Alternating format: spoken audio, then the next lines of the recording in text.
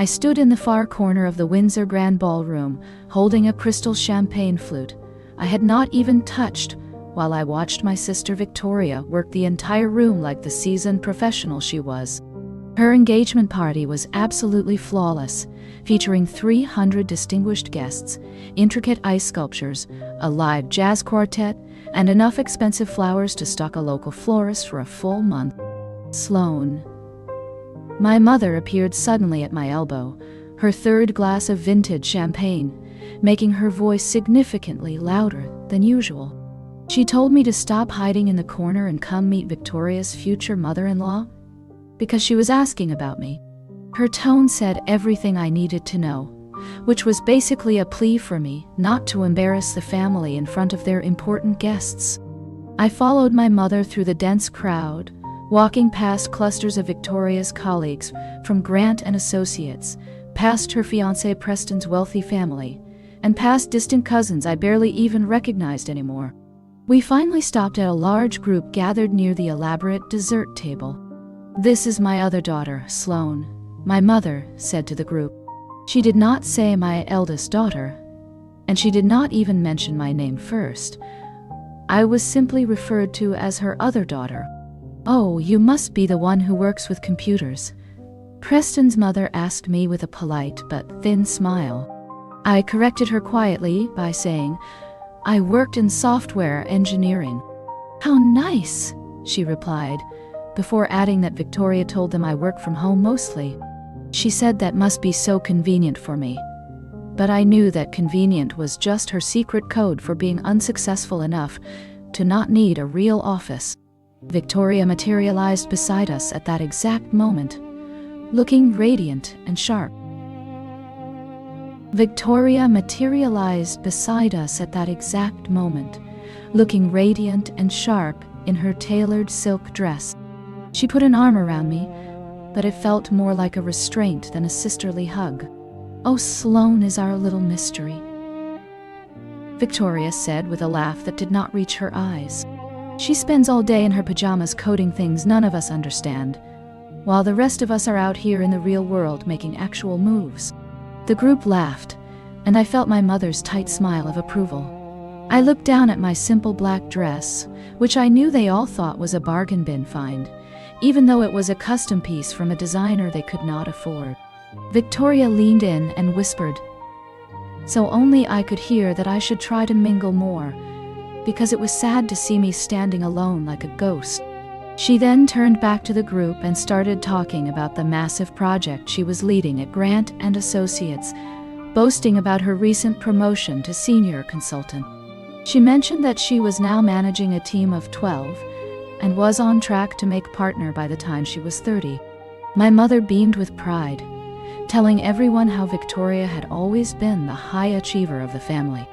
I stood there, the invisible sister, knowing that my team at Nova Technologies was actually 45 people, and that my salary was 4 times what Victoria made.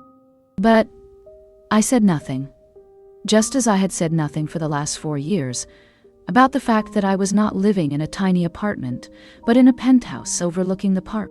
I watched Preston, Victoria's fiancé, join the conversation, looking every bit the ambitious executive in his $3,000 suit.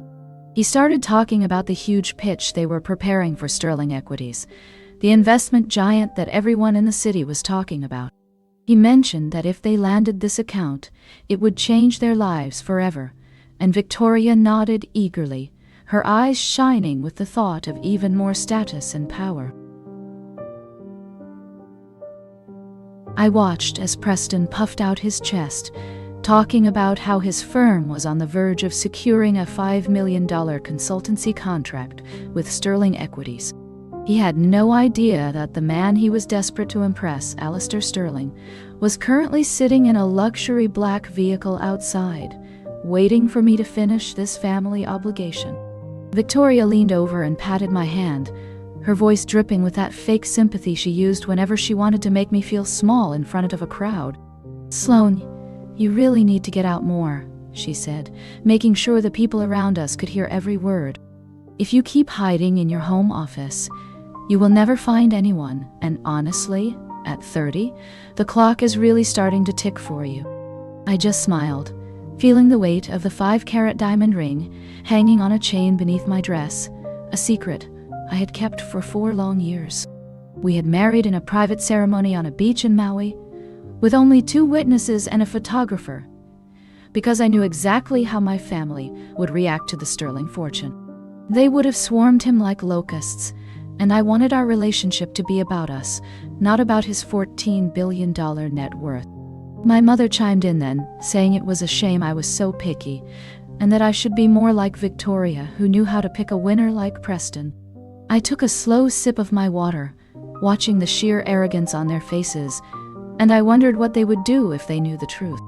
Victoria then announced to the entire table that she was worried about me being the perpetual bachelorette of the family, and she even joked that she might have to find a junior associate for me to date, someone who would not mind a girl who spent her life talking to machines.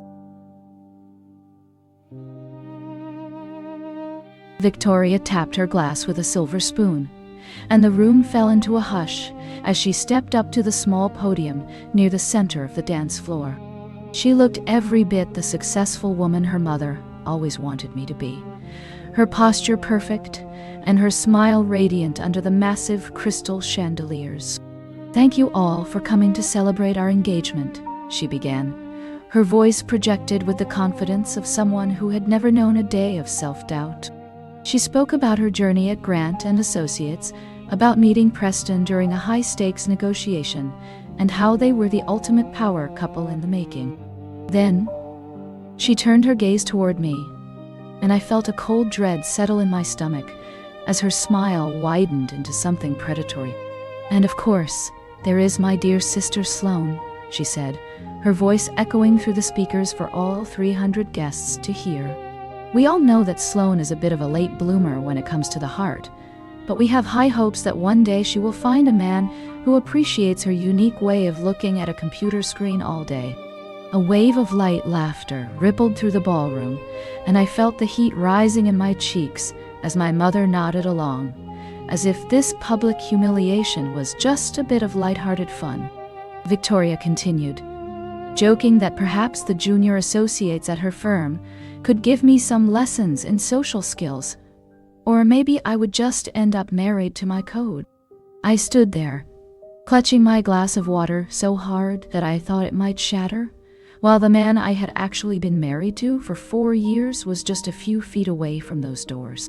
Preston stood beside her, looking smug and successful, having no idea that the pitch he had spent months preparing for Sterling Equities was currently sitting in my inbox, waiting for my final approval.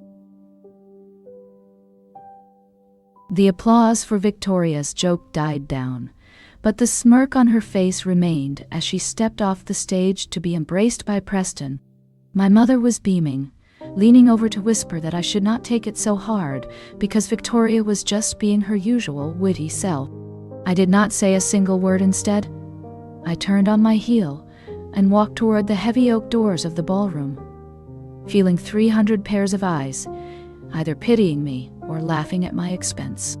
As soon as I hit the cool air of the lobby, I felt the vibration of my phone again, a simple text from Alistair saying he was parked right in front. I walked out under the grand portico of the St. Regis, where a sleek black sedan was idling, and the driver immediately stepped out to open the door for me. Inside, the scent of expensive leather and Alistair's familiar cologne filled the space, and he reached over to take my hand as soon as I sat down. He asked me how the circus was going, and I told him that Victoria had just informed 300 people that I would likely die alone with my computers. Alistair laughed, a deep and comforting sound, and reminded me that in less than 48 hours, the very woman mocking me would be begging for a meeting with his firm. I leaned my head back against the seat, thinking about the pitch document from Grant and Associates that was sitting on my laptop at home, a document that I had the power to delete with a single click. He told me that he had already seen the preliminary numbers Preston sent over, and they were mediocre at best, but he was willing to follow my lead on whether to even give them a chance.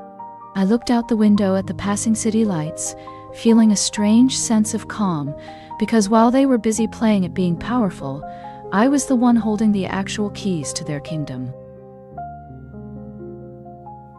Monday morning arrived with a crisp chill in the air as I pulled my modest vehicle into the executive parking garage of Nova Technologies. I walked through the glass doors of the headquarters, where the security team nodded respectfully, addressing me as Dr. Sloane, rather than the invisible sister my family knew. By the time I reached my office on the top floor, my assistant had a hot coffee waiting and a stack of reports that needed my immediate attention. I sat behind my desk, looking out over the city skyline, and opened my laptop to find a series of urgent emails from the board of directors regarding the upcoming expansion. Among the messages was an invitation to a high-level strategy meeting scheduled for 10 o'clock that morning to discuss the potential acquisition of new consulting partners. I scrolled further down and saw a forwarded attachment from the business development team containing the final pitch from Grant and Associates.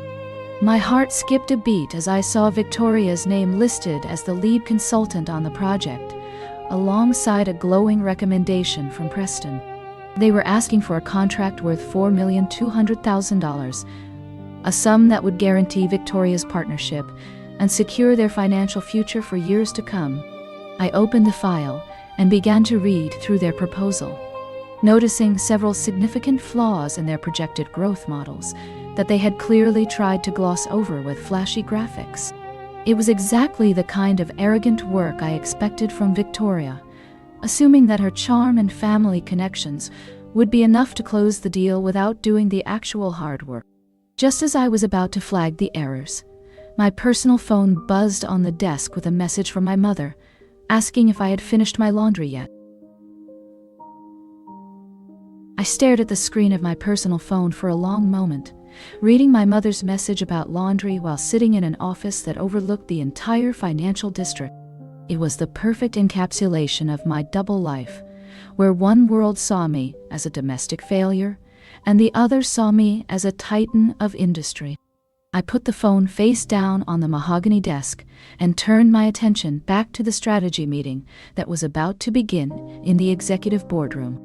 As I walked down the hallway, my senior directors stepped aside to let me pass, their faces showing the kind of genuine respect that Victoria spent her whole life trying to manufacture. We entered the room, where the large oak table was already surrounded by some of the brightest minds in the tech world, all waiting for my signal to begin. The primary agenda was to vet the external consultants who would help manage our global expansion project, and I saw Victoria's firm, Grant and Associates, at the very top of the list. One of my directors, a man named Jonathan who had been with the company for 15 years, began the presentation by highlighting the proposal from Preston's team.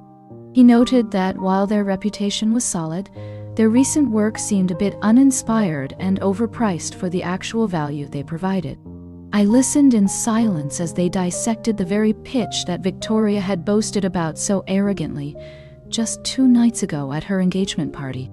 It was surreal to hear professional adults speak so critically of the work she thought was flawless, and I realized that my sister had no idea how close she was to losing everything she had worked for. Jonathan asked for my opinion on the matter, and I felt the power of the moment settle over me like a heavy cloak. I told them that we needed to look at the data more closely before making a final decision, but that I had some personal insights into their management style that might be relevant. I left the office much later than usual, the weight of the day's decisions settling into my shoulders as I stepped into the private executive elevator. My personal phone buzzed incessantly with a series of frantic text messages from Victoria, asking if I could use my supposed computer skills to help her format a last-minute presentation for their big meeting on Wednesday. I did not reply to her. Instead, I watched the floor numbers climb until I reached the private entrance of our penthouse.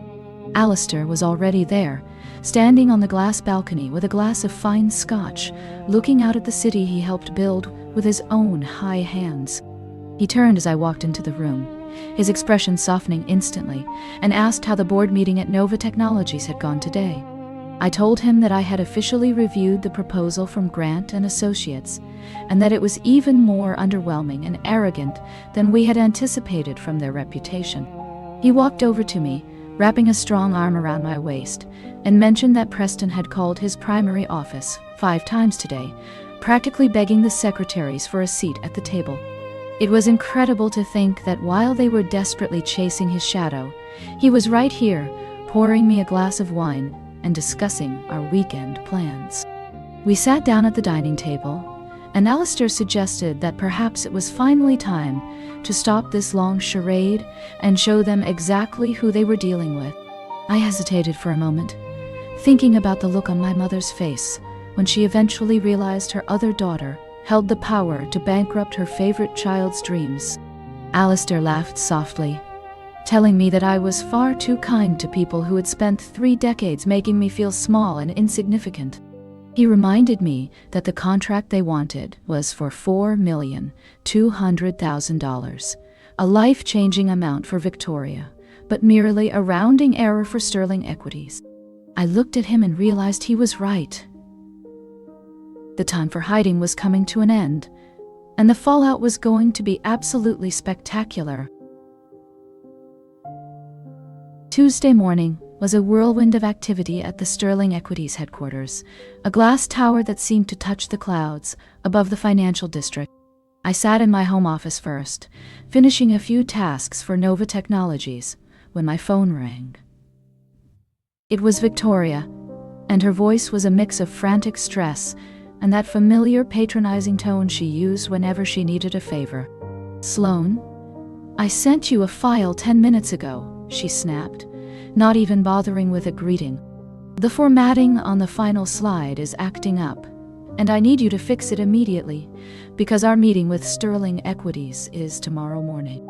She did not ask if I was busy or if I had plans.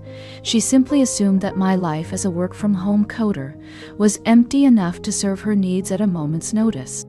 I opened the file and saw the slide deck they were planning to present to my husband. It was filled with buzzwords and inflated projections, a desperate attempt to look more successful than they actually were. I fixed the formatting issue as she asked, but I also noticed a glaring mathematical error in their revenue forecast that would have been embarrassing in any professional setting. Part of me wanted to correct it for her, but then I remembered her speech at the engagement party, her laughter at my expense, and her promise that I would never find anyone. I sent the file back without mentioning the error, realizing that her own arrogance would be her undoing. Later that evening, Alistair came home and asked if I was ready for the big day. He had scheduled the meeting for 11 o'clock, and he wanted me to be in the room, hidden behind the tinted glass of the observation area, or perhaps right there at the table. I told him I wanted to see their faces when they realized who was sitting across from them. He smiled and said that the stage was set for a performance they would never forget. Wednesday morning arrived with a heavy gray fog hanging over the city, but inside the glass walls of Sterling Equities, the atmosphere was sharp and electric. I arrived early, entering through the private executive garage and taking the secure lift directly to the restricted 20th floor. I was dressed in a charcoal gray tailored suit that projected pure authority, a stark contrast to the plain, oversized clothes I wore to family dinners. At exactly 11 o'clock, my assistant informed me that the representatives from Grant and Associates had arrived and were being settled in the primary boardroom. I stood behind the one-way glass of the observation suite, watching as Victoria and Preston walked in, looking polished but visibly trembling with nervous energy. Victoria was adjusting her silk blazer every few seconds, while Preston kept checking his reflection in the polished mahogany table, both of them desperate to make the right impression. They had absolutely no idea that I was standing just a few feet away, or that the powerful man they were about to meet was the person I had shared breakfast with just an hour ago. Alistair entered the room a moment later, and I watched through the glass as they both stood up so fast they nearly knocked over their expensive leather chairs. He was the embodiment of corporate power, and he did not even offer them a seat at first. Instead, he stood at the head of the table and flipped through their proposal with a cold, analytical gaze. He asked them pointedly why he should trust his capital with a firm that made such basic amateur errors in their revenue projections for the next fiscal year. Victoria began to stammer. Her arrogant confidence from the engagement party completely vanished as she tried to explain away the mathematical mistake I had intentionally left in the file. Then, Alistair looked toward the observation door and suggested that perhaps they should hear the final opinion of his senior technology advisor. I pushed the heavy door open and stepped into the bright light, watching as the color drained from Victoria's face and Preston's jaw literally dropped in total silence. The silence in the executive boardroom was so heavy, you could hear the faint hum of the modern air conditioning system.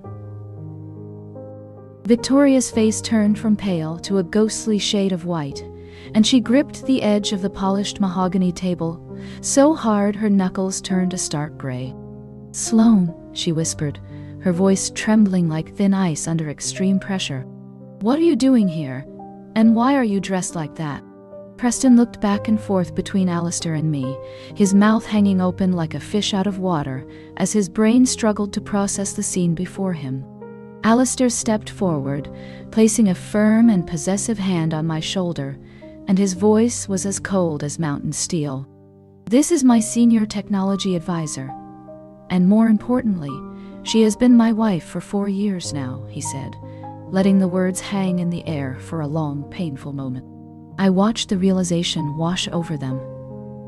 A wave of pure horror, as they mentally recalculated every insult, every cruel joke, and every patronizing comment they had directed at my life. The sister they once pitied for being lonely and unsuccessful was actually the woman holding the fate of their entire consulting firm in her hands.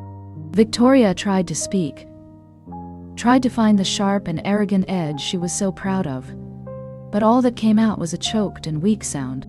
I slowly sat down in the chair at the head of the table, right next to my husband, and looked directly at the presentation folder Victoria had sent me to fix just yesterday. I told them that I had reviewed their proposal for the $4,200,000 contract, and unfortunately, it did not meet the high standards of Sterling Equities. I pointed out the glaring mathematical error on page 12, the very error I had intentionally left for them to find, and watched Preston nearly collapse in his expensive suit. They had come here to secure their bright future, but instead, they were staring into the dark abyss of their own arrogance. Alistair stepped back to let me take full control of the room, and the silence in the boardroom became so heavy that Victoria seemed to have forgotten how to breathe properly. "Sloane," she repeated once more, but this time her voice was nothing more than a terrified whisper. "You cannot possibly be the one. This must be some sort of cruel joke you have engineered just to humiliate me." I looked directly into my sister's eyes, without any of the shyness I had used to hide myself for so many years, and I told her that reality was sometimes far more devastating than even the cheapest of pranks. I explained slowly that while she was busy bragging about her minor successes and constantly insulting me in front of 300 guests, I had been quietly building a position that she was not even qualified to imagine. Preston tried to intervene with a trembling voice, asking about the fate of the $4,200,000 contract, but I simply pushed the folder back toward him with an expressionless face. I told them that their lack of professionalism, the elementary mathematical error, and the condescending attitude they displayed had shown me everything I needed to know about their leadership, and therefore, Sterling Equities would never move forward with any transaction with their firm again. Victoria began to cry, tears of late regret streaming down her expensive makeup as she realized she had lost not only a massive contract, but also the last shred of respect from me. She tried to bring up our bond as sisters to beg for forgiveness, but I immediately interrupted and repeated the exact words she had said at the party, that I would never find anyone and would have to live alone forever. I smiled and said it seemed I had found someone who not only loved me deeply, but also absolutely respected my intellect. And ironically, that person was the one she was now on her knees begging for a final chance. The weight of my words seemed to physically crush Victoria. As she stood there, her mouth opening and closing, without a single sound coming out, Alistair did not offer a hand or a word of comfort. Instead, he gestured toward the door, where 2 security guards were already waiting to escort them out of the building. Preston tried to gather his papers, his hands shaking so violently that several sheets fell to the floor, but he did not stop to pick them up. They walked out of the executive suite, past the silent assistants, and the expensive art, looking like 2 people who had just seen a ghost. Once the heavy doors clicked shut, Alistair turned to me and pulled me into a quiet embrace, whispering that I had handled the situation with more grace than they ever deserved. I felt a strange sense of relief, a burden I had carried for years finally lifting, but I knew the story was not over yet. There was still the matter of my parents, who were waiting for Victoria to call them with the news of her grand victory. I checked my phone to see 3 missed calls from my mother, likely wondering why I had not responded to her latest complaints about my house cleaning. I told Alistair that I wanted to be the one to tell them the truth, and I wanted to do it in person, where they could not look away. He agreed, saying that he would be right by my side, no longer a secret husband, but the man who had seen my worth when no one else would. We spent the rest of the afternoon in the office, but my mind was already on the breakfast meeting the next morning, where the final veil would be lifted. I knew that by this time tomorrow, the entire family dynamic would be shattered, and for the first time in my life, I was not afraid of the fallout. The next morning was unusually quiet as I drove toward my parents' house for our scheduled Sunday brunch, a tradition that usually involved me sitting in silence while listening to a list of my failures. I arrived first, finding my mother in the kitchen, fussing over the expensive table runner Victoria had gifted her, her face alight with anticipation. She barely looked up, telling me that I was early and that I should make myself useful by setting the extra places for Victoria and Preston, who she claimed were the stars of the day. She mentioned that they were expecting a massive celebration, as Victoria was supposed to have signed the biggest contract of her career with Sterling Equities this past Wednesday. I did not say a word as I placed the silverware on the table, counting out the spots for my family, and 1 extra place for the guest they were not expecting. My father joined us, looking at his watch and complaining that Victoria was never late, and that she must be exhausted from the high-level work she was doing to support the family. He looked at me with a sigh, asking if I was still wasting my life away in that small apartment. Just as the tension began to thicken, the doorbell rang, and my mother rushed to open it, expecting her golden daughter to walk through. Instead, she found me standing there, but this time I was not the invisible sister. Alistair stood beside me, his presence filling the doorway with an aura of immense power. My mother froze, her eyes darting between this tall, imposing stranger and me, as she asked who he was. I stepped into the hallway and introduced him as Alistair Sterling, my husband of 4 years, and the owner of the firm that had just rejected Victoria's proposal for being amateur. The silence that followed was absolute, broken only by the sound of my mother's porcelain teacup shattering against the hardwood floor. My father stepped out from the living room, his face a mask of utter confusion as he stared at the man standing in his hallway. He asked me what I meant by saying this stranger was my husband, and I could see the wheels turning in his head as he tried to reconcile the image of his quiet daughter with the billionaire whose face was on every financial magazine. Alistair spoke then, his voice calm but firm, confirming that we had indeed been married for 4 years after a private ceremony in Hawaii. He explained that we had chosen to keep our union private because we wanted to build something real, and honestly we wanted to see who in my life truly valued me for my character and not for my proximity to as well. My mother started to stammer, her hands shaking as she tried to find excuses for the way she had treated me at the party. But the look in Alistair's eyes stopped her cold. He told her that he had witnessed the way they spoke to me, and that he found it disgusting that a family could be so blind to the brilliance of their own daughter. Just then, the front door opened again, and Victoria and Preston walked in, looking like they had aged 10 years since the engagement celebration. They stopped dead in their tracks when they saw Alistair standing in the foyer, holding my hand with a protective and defiant grip. Victoria looked at our mother, then at me, and the realization that the game was truly over finally hit her. She realized that I was not the sister who needed saving, but the one who had the power to either rebuild their reputation or let it crumble into the dust of their own making. I watched as the color drained from her face, and I felt Alistair squeeze my hand, reminding me that I was no longer alone in this fight.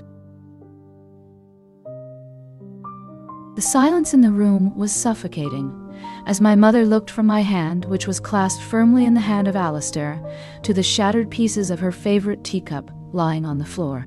She tried to speak, her mouth working, but no words coming out, until she finally managed to gasp that this was impossible, because I was just a simple coder who worked from home. Alistair tightened his grip on my hand and looked at her with a cold, piercing gaze that made her flinch. He told her that his wife was the most brilliant technological mind he had ever encountered, and that she had been running her own division at Nova Technologies for years. Victoria, who had been standing frozen by the door, finally found her voice and stepped forward, her face a mask of desperation. She pleaded with Alistair, saying that there had been a misunderstanding, and that they were family, and that he should reconsider the consultancy contract for the sake of her future with Preston. Alistair laughed, a sharp and hollow sound that echoed through the small hallway, and told her that he had seen enough of her character to know he would never do business with someone so cruel. Preston stood behind her, looking utterly defeated, his dreams of a partnership at Sterling Equities evaporating into nothingness as he realized he had been courting the wrong sister all along. My father finally spoke up, his voice low and full of a regret he had never shown before, asking why I had kept such a massive secret for 4 long years. I looked him in the eye and told him that I had needed to know if they would ever love me for who I was, rather than what I could provide for them. I explained that their constant belittling had shown me exactly where I stood in their hearts, and that Alistair was the only one who had truly seen me.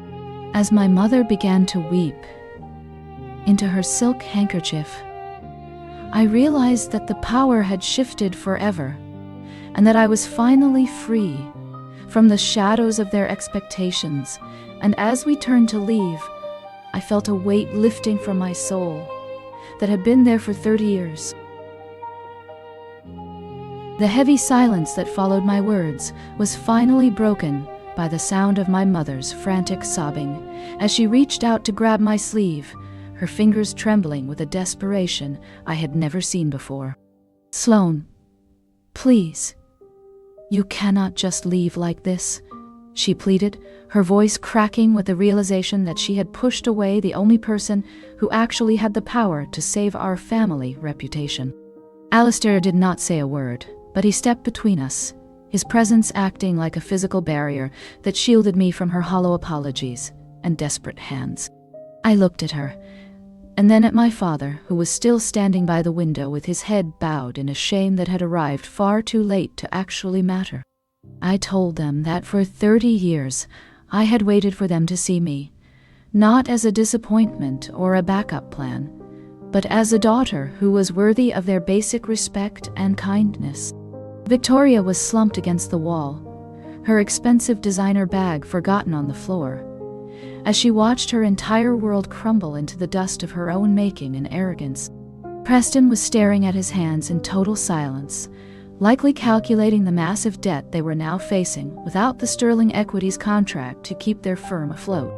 I turned my back on the house I grew up in, walking down the stone path with Alistair by my side, and I did not look back even once as the front door clicked shut behind us for the final time. We climbed into the sleek black car, and as the driver pulled away from the curb, I felt a beautiful sense of peace wash over me. Alistair reached over and took my hand, asking if I was truly okay with how things had ended.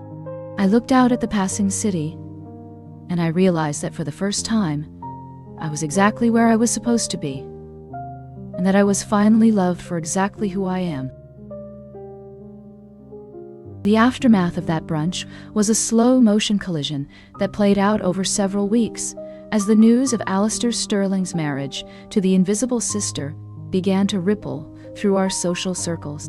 Victoria and Preston were the first to feel the impact, as the story of their disastrous meeting at Sterling Equities leaked out, making them the laughingstock of the consulting world. Within 14 days, the partners at Grant & Associates called Victoria into a private meeting and asked for her immediate resignation, citing her lack of judgment and the mathematical errors that had embarrassed the firm. Preston was not far behind, as his own company realized that his connection to the Sterling fortune was not an asset, but a liability fueled by his own incompetence and arrogance. My mother spent most of her afternoons calling me, her voice trembling as she asked for financial help to cover the mortgage on the large house they could no longer afford, without Victoria's support. I listened to her pleas with a heavy heart, but I reminded her that for 30 years she had told me to be independent and to not expect help from anyone, and I was simply following her own advice. Victoria even had the nerve to show up at the Nova Technologies lobby one afternoon, demanding to see me so she could explain that everything she said at the party was just a joke to help me toughen up. I watched her on the security monitor, a woman who had once seemed so large and powerful, looking small and desperate in the fluorescent lights of the entrance. I did not grant her an audience. Instead, I instructed security to tell her that Sloane was too busy managing a $53 million budget to deal with personal matters from the past. I realized then that the true victory was not in their suffering, but in the fact that I no longer needed their approval to feel whole. 6 months had passed since the disastrous brunch at my parents' house, and the silence from my family had finally become a source of peace rather than pain. I stood on the limestone balcony of our private estate in the Hamptons, watching the gray ocean waves crash against the shore, while Alistair sat nearby reviewing the quarterly earnings for Sterling Equities. He looked up from his tablet and smiled, mentioning casually that Nova Technologies had just surpassed Grant & Associates in total market share, effectively rendering Victoria's old firm irrelevant in the sector. I felt a brief pang of sympathy for the sister who had once loomed so large in my life, but it was quickly replaced by the relief of knowing I was finally safe from her judgment. I had received a desperate letter from Victoria just the week before, a handwritten note on plain paper without any of her usual arrogance, asking if I would consider reviewing her resume for a junior position. I had not replied to her request, and I did not intend to, because I had learned the hard way that some bridges must be burned to light the way forward. Alistair stood up and walked over to wrap his arms around me, resting his chin on my shoulder and asking if I was still looking back at the past. I shook my head slowly and told him that I was only looking at the horizon and at the future we were building together without the weight of toxic expectations. He kissed my temple and whispered that I was the architect of my own victory, and that no one could ever take my success away again. I looked down at the diamond band on my finger, the symbol of a love that had thrived in the shadows, and realized the irony of it all. The sister who said I would never find anyone was now alone in a cold apartment, while I was standing in the warmth of the sun, completely loved and finally free.